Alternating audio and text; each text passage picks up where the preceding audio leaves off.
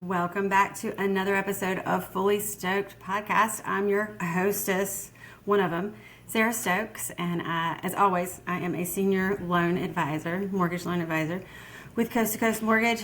That's what I do by day, so I'm your go-to girl for all your financing needs, but what I really love doing is connecting people, and that's what we're going to do here today. I have my friend Tina Wolfe here. Welcome, Tina. It's so nice to have you on the show. I appreciate you making time for us today.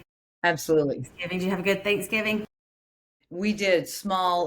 My daughter came down from college and we Good. were in the kitchen and she was like, she's been learning how to cook everything. So she knows how to cook the whole dinner. She did a fabulous job. Yeah. You're teaching So her well. That's great. absolutely. So I'm excited to welcome Tina Wolfe. She's the powerhouse behind Creative Business Solutions. Tina's a small business coach, editor, clarity strategist. Ooh, I can't wait to hear more about that. Based in the beautiful mountains of Western North Carolina. And I actually met Tina at a Thrive WNC Women's Entrepreneur Network event. It was Baby's Night Out in Lake Lure. And it was, we were there to kind of serve the community there and get some money rolling through that area. It's still beautiful. Everybody go out and see Lake Lure. It's absolutely stunning area. It is coming back as well. A lot of the shops and restaurants are open. Pretty much, I think most things are, right? It's just beautiful there. Yeah, So most things are open. They've been doing a lot of focus has been on rebuilding and the community is amazing. I worked there for their chamber for several years and just fabulous people with a heart for community. So definitely support Lake Lure if you can.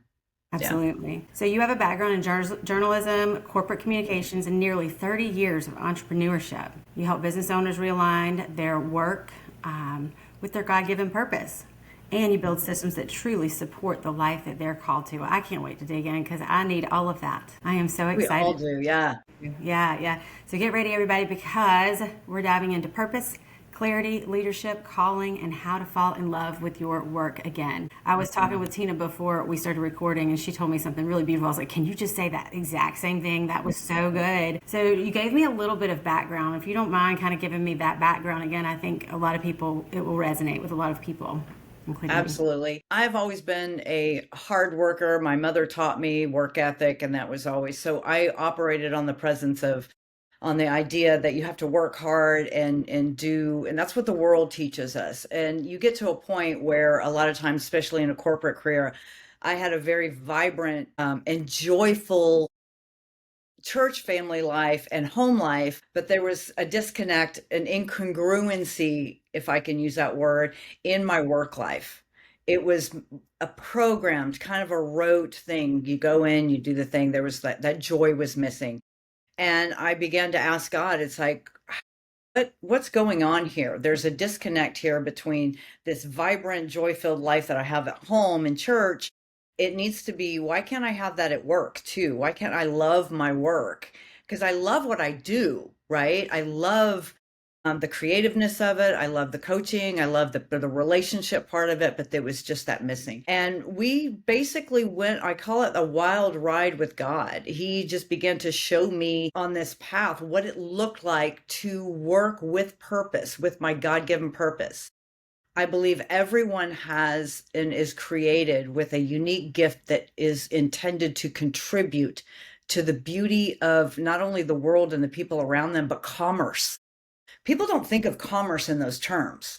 They think of it as very practical and money making, but commerce was meant to create community and bringing God into and working in my purpose creates greater impact and it gives me the joy of knowing I'm contributing to something greater than myself. Because in the end, we don't want to just go to work and punch a clock and go home and then be with our family and then, okay, life starts. I'm off the clock. Life starts. No, work was always intended to be part of that beautiful life. So That's that awesome. was that was my introduction of it. So that's awesome because I think it's almost like you just said something. I had an epiphany. It's like that's me. That resonates so much with me, and I don't think I've ever put it into words like that. So you did a great job, and I think a lot of people will probably it'll resonate with a lot of people. For example, I do this. I mean, it is for work, right? It obviously helps me in my business to get out there and get my name out there. But on the other hand, I mean, you're a really cool human being, and what you have to say can really help a lot of people. And maybe not everybody, and we can talk about the things that you offer, a little bit later, and how people can get in touch with you. But maybe not everybody's ready to pay for a one-on-one session with you or coaching with you, but they can watch this and glean from this. So anyway, I think it's fantastic that you're able. And with me, it's about, again, it's not like pushing a sale all the time, because again, I think I mentioned before the show we talked about businesses are about people. They're created by people with creative ideas, and they are created to eventually serve a need in the marketplace, right? So if you think about business as relationship building and serving your community, what do? If we move out with that intention, we create better community, we create better business, because our motivation is based on creating a better world, serving well. And if you think about how business started way back in the day, I make blankets. You have flour and you grow corn. I need those things. So what happens? I don't have any money, right? So what I do is I create these things and I trade them with you. We establish a relationship, and then we create commerce. But if we didn't have that relationship, it's devoid of meaning. It's transactional. Business is meant to be relational. And I want to help people bring that back into their work. Absolutely, especially in this day and age when so many things are online. I mean, I know we're online right now, but I can go a whole day without human interaction if I want to, because I can work from my computer and do everything. So it is important to create that relational value, like you said. And I think that's going to bring a lot of entrepreneurs to the front, and that's going to help them get ahead of other businesses. So that's really cool and unique. I really like this. Why do you think so many entrepreneurs feel disconnected from the reasons that they started their business? I mean, maybe some of it could be technology, but what other things? So I remember when I was working for the Laurel of Asheville. I was community editor there, and I would interview hundreds of small business owners every single month. And I would ask them the technical questions, how big is your space? What do you offer? Blah, blah, blah. And then I got to the meat of the question. That was like the warm up. And then I got to the meat of the question of the interview. And I was like, tell me about why you started your business. Why? And all of a sudden you would see the whole demeanor of the person change. Their eyes would light up. They would become animated about their passion, about why they wanted to contribute. They had been in the corporate world for so many years and they were tired of the rat race and this and that. They wanted something with meaning, right? So they had this gift, this talent, this skill that they wanted to put out into the world, and they wanted to give. They wanted to have meaning. And that was the core when something clicked in me, and it was like, that's what business is originally supposed to be like. That's what thriving happens based on that passion, because passion is the engine that drives the motivation for us to continue to do what we do every day and get through the day-to-day, like mundane tasks that we have to do in our business. Once I reconnected them with their passion, you could see the whole thing change. Yeah. They became excited about what they did. Their creativity increased. They came up with ideas. And that doesn't happen when you're stuck in the program. I go to work, I do this in the morning, I do this, I serve my customer. Okay, it's the end of the day, clock out, done. That's not a way to live. That's not the way we were meant to live. I agree. So do you think passion and purpose really go closely hand in hand? Absolutely. Once you find your purpose, once you connect with your purpose, it ignites the passion. Yeah. And the why is very important. That's your purpose. Why do I do what I do? What legacy do I want to leave? What impact do I want to make on the world? I don't want to just go through life and then at the end go, okay, it was a decent life. You want something to feed you. And that's what purpose does. So, and then when you reconnect that person, that entrepreneur with their purpose and their passion again, what usually happens in their business? Typically, the perception of their business changes. It doesn't become a job. It becomes a mission. It becomes something that they feel called to do, and their excitement about what they're doing. Because a lot of times if you go through with your work, you can have a day and you can, at the end of the week, you can have a busy week and you did all the things that you were supposed to be, but there's nothing that really stands out that gave you fuel, that gave you, because we pour into our business. We need to pour into ourselves to make an impact, Yeah. to be of value and to serve well. And that's what that does. Sorry about that. So, on that note, you can just be misaligned in your business and your path, I guess, where your trajectory is in your business. But you can also be, like you said, you pour so much into your own business, you can get burnt out. And I've done that. I mean, I do that, unfortunately, annually, probably, or maybe twice annually. But how can a person know the difference between burnout and misalignment? It does present itself often very similar. So it is, you have to like ask the right questions. Again, asking them, why did you start your business? Are you fulfilling that? Is your path what you wanted it to be when you started? Why is it not? What is different? And a big thing about helping people connect with their purpose and their passion, it begins to, what does that look like serving the community? How is the community going to change if you live out your purpose and give your best self and operate in your best self to the community? What is that going to look like? And that creates their mission for their business. It gives them, if we don't have vision, we kind of are like a ship without a rudder. Yeah. We're jumping from tactic to tactic. Jump on this bandwagon, do this and you'll get sales, do this. And people get so distracted because the world is a noisy place. But Yeah. when you're grounded in your core values and your mission, guess what? You have a roadmap. That's so good. So you will help people with this. Yeah. You'll help them get their Yeah. mission, or I guess their passion and their purpose, and then their mission, and then that leads you to a vision, and you'll help Yes. them. Well, I need to work with you, absolutely. So I have what I call a VTO. It's a Vision Traction Organizer, and it's based on Okay. EOS's system, Question. right? Okay. So what we do is once we find their purpose and that ignites their passion, they get excited about it again. And then we map out, okay, what does the mission look like? What is it? What impact? How do you want to move out into the commerce world, into the world of commerce? What is the end result that you want to have in the business world? Okay. That creates their mission. Then we do a one statement. We do a big one, and then we just whittle it down to one statement, mission statement. And then we go, okay, what are the core values, which is the how? The mission statement is the why. The core values is how we do it. How do we move out? We move out with integrity.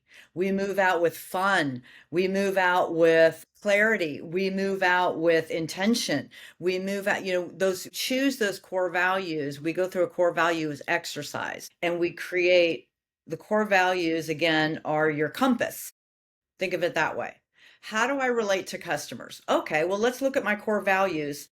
Am I operating in honesty? Am I operating in fairness, or whatever your core values are, am I operating in that way? It's like the compass to help you if you say, am I off track or am I on track? Does this align with my core values or am I offline? How do I choose my vendors? How do I do my marketing? Does it align with my mission? Does what my marketing say, does it fulfill the purpose of my mission? And am I doing it in a way that aligns with my core values? Then you erase the incongruency, because incongruency in our lives creates tension internally. And then you get anxiety, and then you get fear, and then you start to jump on bandwagons. You start to sign up for every webinar and coaching program. And it's like, no, no, no, no, no, stop. It's there. You have to dig in and do the hard work. Okay, Tina, I have had so many coaches on this show and met them and had them speak at other women's events. Nobody has laid it out like that. I mean, there's so much more. Obviously, I can't take it and just go do it on my own. I do need to set up an appointment with you, but my brain works like this. I need clear guidelines. So you're going to do A, B, and C, and then I can walk away and I can apply it to my life. That is just Thank you. That is so valuable. And I'm not Clarity. saying the other coaches that I've ever met or interviewed or talked with or had speak didn't have a plan like this, but I really appreciate that you just laid it out like that because it makes sense. If I can see where you start, each step, and where we're going to end, it's like, oh, of course I need a coach. That's brilliant. Yeah. Who doesn't need a coach, right? And my That's brain works that way too. I have so many, like, there is a visionary, an integrator, and those two often, a lot of times people with entrepreneurs are very risk takers, right? Because they take the risk of opening a business. So their personality is typically they have hundreds of ideas a day, but literally probably three of them are good and right. actually sustainable. So it's not bad to have ideas. What we need to do is take those ideas and it's like, wait a minute, slow down. You're over here, rein it in. Let's have a test it against your core values and your mission. And let's walk out, let's create a strategy of what that looks like moving forward. And then Okay. we create a 5 year, 3 year, 1 year, quarterly plans and tasks on what it takes to get that vision to reality, and everything is guided by our core values. So Love it's it. almost like this playbook, if you will, of how to operate. And the more you do it, the more it becomes natural. And because you're operating in alignment with what you believe in your soul, Right. there's fruitfulness that comes from that. Mm-hmm. There is joy in the working. And all of a sudden, we love what we do because we see that when we operate with intentionality and integrity and just being our honest, true selves, Yeah. that's where connection happens. That's where the magic happens. And that's when God can come in and do amazing things in just putting people together and giving, sparking our creative ideas. God is the ultimate creator, and we have that gift in us. Yeah. It's just a matter of tapping into that source. Every time I'm about to ask you a question, you answer it right before. So that literally was the answer to it. Like, how do you bring in your faith-centered servant leadership perspective when doing this, in this system? So that's exactly it. If it's, I heard you say joy. And also, like, what does servant leadership look like in modern entrepreneurship? You kind of touched Absolutely. on that a little bit, but how else would that look? Servant So leadership. when we had our restaurants, we had Trevi Restaurant in Asheville, North Carolina. And one of our things that we decided was going to be our focus was our tagline, if you will, is exceed customer expectations. So we had to sit down and define what that meant. Because we can't just tell our employees, it's like, okay, define, exceed expectations. Well, to them, it might mean something different than it does to us. So it's very important that you clarify what those things mean. And for us, it meant who are we serving? And it aligned with our mission is like, we want them to walk away feeling so pampered and so happy and so taken care of. That was what we wanted. And in order to do that, we had to create a strategy and a plan and train our employees on what that meant for us. So they could walk it out on the floor, right? And then they could, again, your glass doesn't go below half full. That's what we mean by exceeding expectations. Your empty plate does not sit in front of you for more than a couple of seconds, right? You're watching that table. You anticipate their needs by paying attention and being intentional. You're serving well. And when you serve people well, guess what? You create loyalty. And isn't that what we want from our customers? If we move out by serving first, profits come as a result of serving well. Yeah. Yeah. And I Cheryl agree. Beckleder's Servant Leadership is one of my favorite books. I'm going to give her a plug. She has a book called Dare to Serve. And this is what it looks like. Sorry, it's a little glare there. There you go. Dare to Serve. She was the CFO. She was hired as the CFO of Popeye's Chicken. And at the time that she took over, it was the worst performing QSR, quick service restaurant in the United States. She took over and she asked a question. It's like, who do we want to serve? And her franchisees were the people, not the corporate people, not the shareholders, but if her franchisees were happy and had what they needed, she understood that their customers would be happy and it would raise the floor. Mm-hmm. She understood that concept. If they had what they needed, they could perform well. Mm-hmm. So again, ask yourself, who am I serving and how do I serve them well? Okay. And if you do that consistently based on your mission and your core values, what happens is that you create trust, you establish loyal relationships. And business is all about trust. Yeah. How many times have we dealt with businesses that, they say one thing and they do another, or they don't follow through, or you talk about, and the beauty of this is it impacts your culture as well, the employees that work behind you, because when you tap into your employees' passion, Yeah. what happens is that they love their work. They're working for something greater. And especially the younger generation, they want to have meaning in their work. They want to make a better world. We hear this all the time in reports and news. It's talked about a lot. And when you serve well, you ask them, what is your purpose? Tie their purpose into the overall business's purpose. Connect it. Find the path to connect what they're passionate about to what your end result in the marketplace is going to be. And all of a sudden their work has more meaning. And there's more And buy-in. they see themselves as valuable. Yeah. Yeah. More buy-in from your employees. Yes, Because exactly. it's theirs. So you said that clarity creates courage. Can you unpack that for us? So when I first started operating my business years ago, because I've done a lot of consulting over the years, and I thought that I had to have this or I had to have that in order to be respected or this or that. I was concerned about that because that's kind of what the world tells you, right? You have to have this and that. And I took a step back, and what was happening was I was taking a little bit of this and a little bit of that, but it wasn't authentically me. So I was not able to be authentic in my presentation of some of the things, right? And it didn't fit.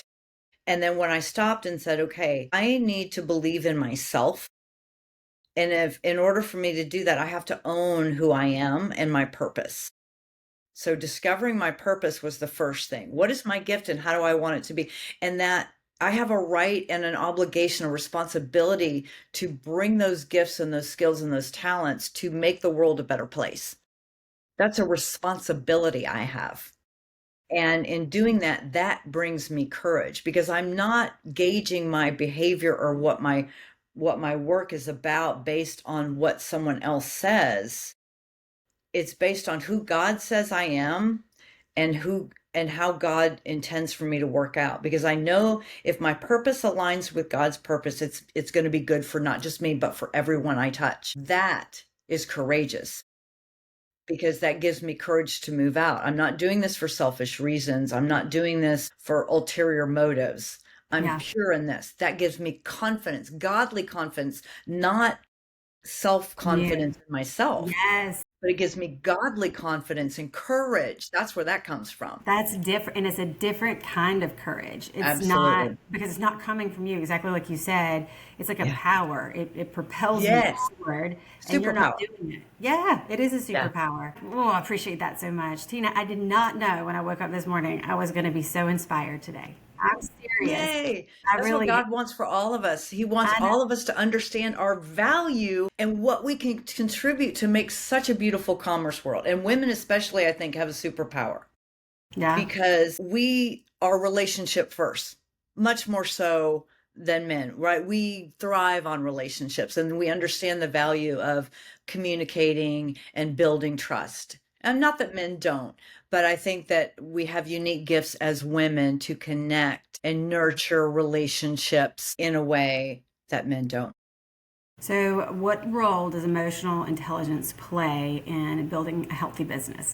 Huge. Oh my gosh, huge. Discernment is something that you can pray. The Bible says that you can pray for discernment and wisdom, and she will show up, right? And that is something that we need to do every day. My work verse is Matthew 6:33. Seek ye first the kingdom of God and his righteousness, and all these things will be added unto you. In other words, provision, customers, all those things will be added unto you in the marketplace. And emotional intelligence, discernment is important in knowing, understanding, listening first, listening well. What does your customer need? It's not, again, when you move out with a servant motivation, you're looking for what your customer needs. And you're going to be able to fill that need. You're not thinking about what you're going to say, or you're not thinking about how you're going to make a sale, because that changes what we say. Mm-hmm. What we believe and what we think comes out of our mouth. Mm-hmm. Right? And it dictates our actions. If we start with what we believe in, Yeah. then what comes out and how we move out in the world completely changes. Emotional intelligence is about caring for the other person, loving them well. That's emotional intelligence, because then we can hear what they need, and we can meet that need by being present with them, by paying attention. So how do you work when you're working with entrepreneurs? How do you help them with emotional intelligence? A lot of it comes from asking the questions that they probably have not asked themselves, redefining their why, their purpose, to help them understand, again, and reconnect what sparked you to do this in the first place. Well, is what you're doing now bringing you joy? Are you feeling like you're doing that? And most of the time the answer is no. On a hamster wheel, I feel like I'm being pulled in 100 different directions, and I'm trying to get to this place, but these tactics aren't working, and this and that. And it's creates this confusion, or this just, I'm going to say programmed. Like they're doing the same thing, like this robotic. I'm waking up, I'm doing the same thing over and over again, and it's not working. And emotional intelligence is just about slowing down and tuning out the noise of the world and reconnecting with what it is that you were created here to do. Because I believe that everyone is equipped with ideas when they connect with their creator and their purpose. You have the power source. You're connected to the power source with God. Mm-hmm. You don't need all the things that the internet tells you that you need. Mm-hmm. I'm not saying that those things aren't bad.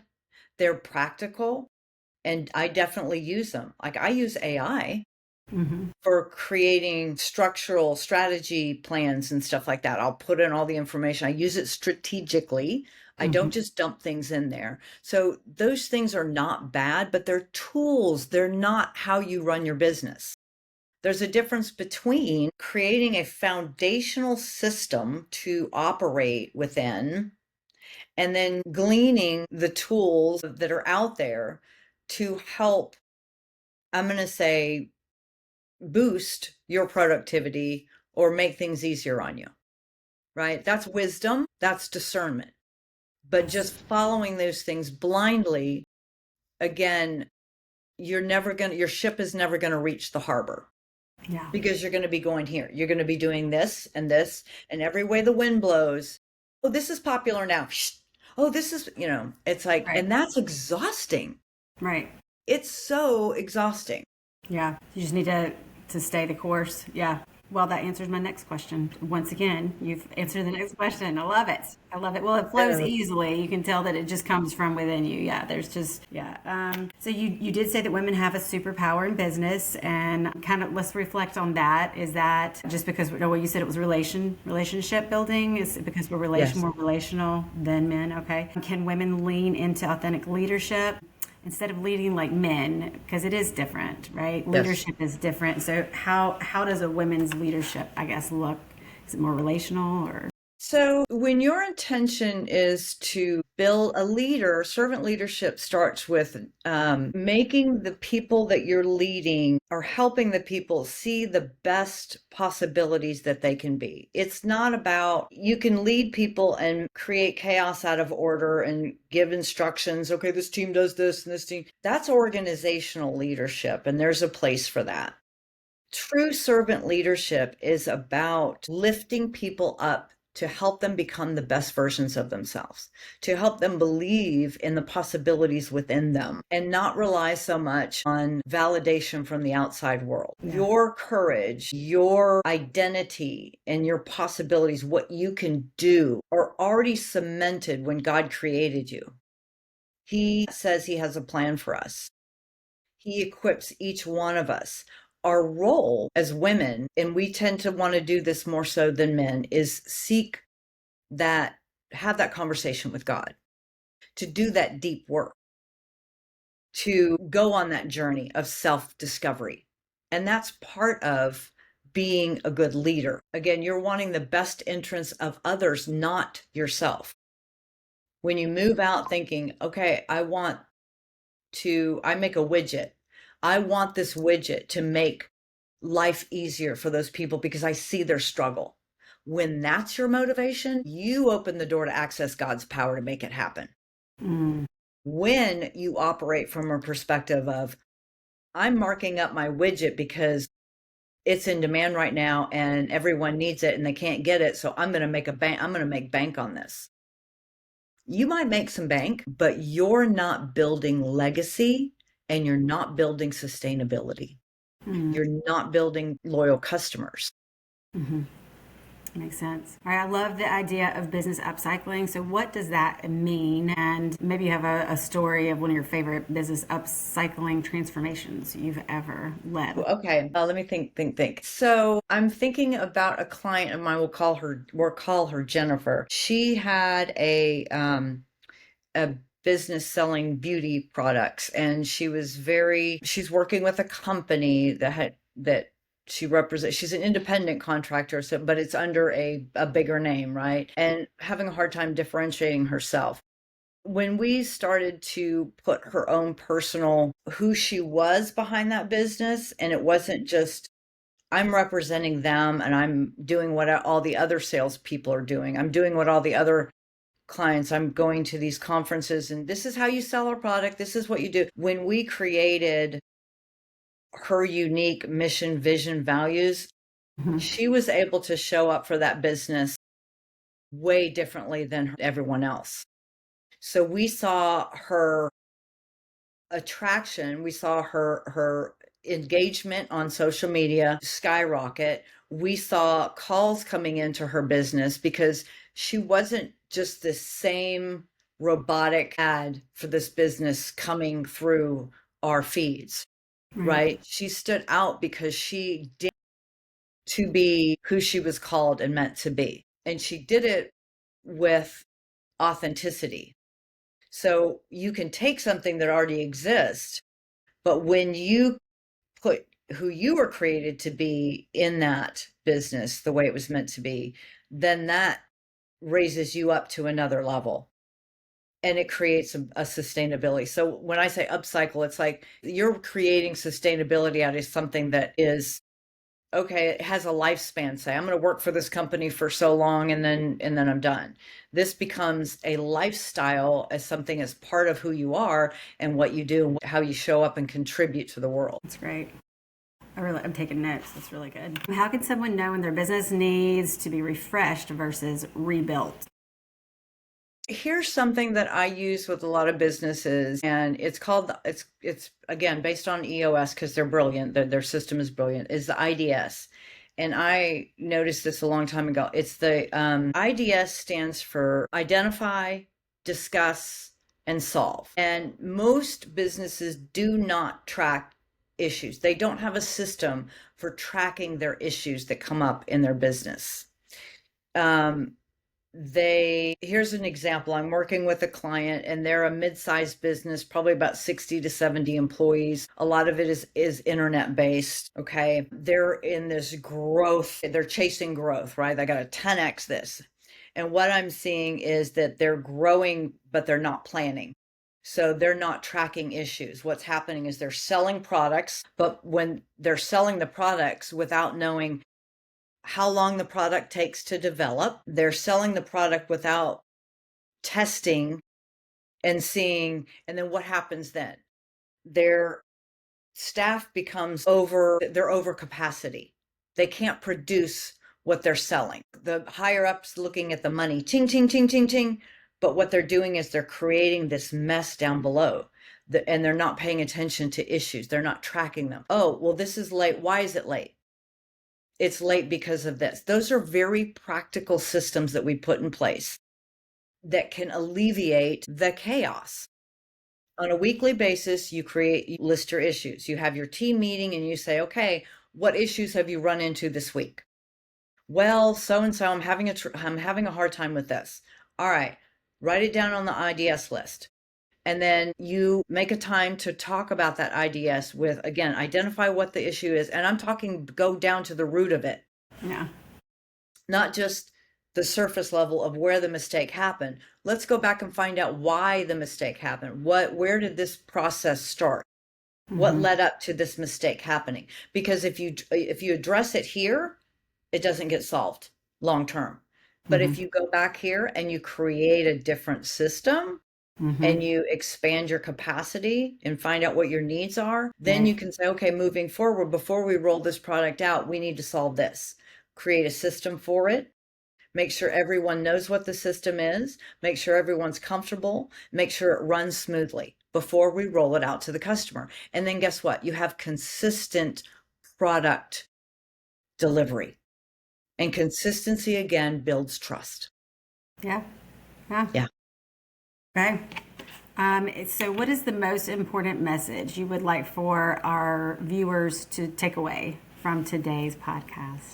I'm going to say, and this is a quote that I have up on my wall, you were created to impact a specific sphere of influence. And when you find that, when you work toward finding that, your potential and the potential to make the world a better place, make commerce better, is unlimited. That's awesome. If someone is listening right now and feels stuck, exhausted, or lost, what is the first step you'd want them to take? I'm going to say take a step back and away from the day-to-day.